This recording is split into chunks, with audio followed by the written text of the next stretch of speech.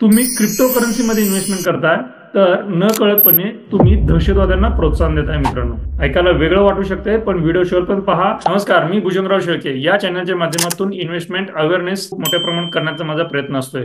पहा, क्रिप्टोकरन्सीमध्ये इन्व्हेस्टमेंट करणारे जे इन्व्हेस्टर आहेत त्यांना ज्यावेळेस इन्व्हेस्टमेंट करायला सुरुवात केली जाते त्यावेळेस प्रॉपरली केवायसी व्हेरिफिकेशन डॉक्युमेंटेशन सगळं व्हेरीफाय करून मग इन्व्हेस्टमेंट घेतली जाते. याचा अर्थ त्यांना असं वाटत असते की हे सगळं लिगली आहे. पण मित्रांनो, गव्हर्नमेंट ऑफ इंडियाचे जे काही रूल्स अँड रेग्युलेशन्स आहेत त्यानुसार टॅक्सेशनसाठी हे गरजेचं राहतं. जे काही ट्रान्झॅक्शन होतं, जे काही प्रॉफिट होतं त्याच्यावरती ट्रान्झॅक्शन टॅक्स लावण्यासाठी हे सगळं प्रॉपरली डॉक्युमेंटेशन हवं असतं. याचा अर्थ ते लिगली नाही आहे. काही देशांमध्ये लिगली त्याला मान्यता दिलेली आहे, म्हणून आपण काही जणांना वाटत असते की त्याच्यामध्ये जास्तीचा परतावा भेटतोय. तर याचाच अर्थ असा होतोय की त्याच्यामध्ये इलिगल ट्रान्झॅक्शन्स भरपूर होतात.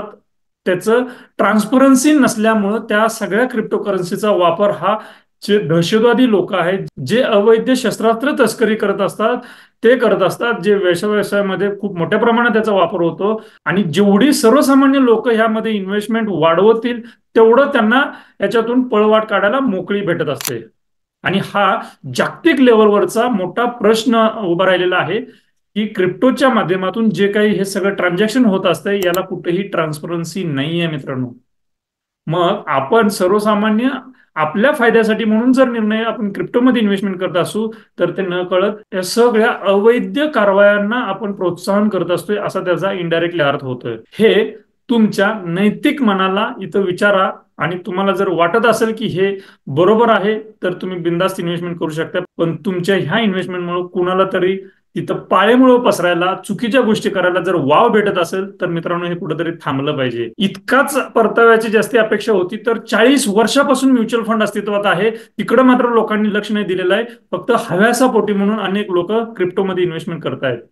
जिथं ट्रान्सपरंटली हा असेट क्लास काम करतोय गेले 40 वर्ष झालं तिकडं आपण दुर्लक्ष करतोय आणि नको त्या गोष्टीकडे जायच्या ऐवजी मित्रांनो ह्या रेग्युलेटेड असेट क्लासकडे लक्ष दिलं पाहिजे. म्हणूनच म्हटलं जातं म्युच्युअल फंड सही आहे. तुमचे काय डाऊट्स असतील तर या नंबरवरती प्रश्न विचारा. पण आपल्या इन्व्हेस्टमेंटच्या माध्यमातून देशाची सेवा झाली पाहिजे असा कुठेतरी विचार आपण व्यक्त करून त्याप्रमाणे कृती केली पाहिजे.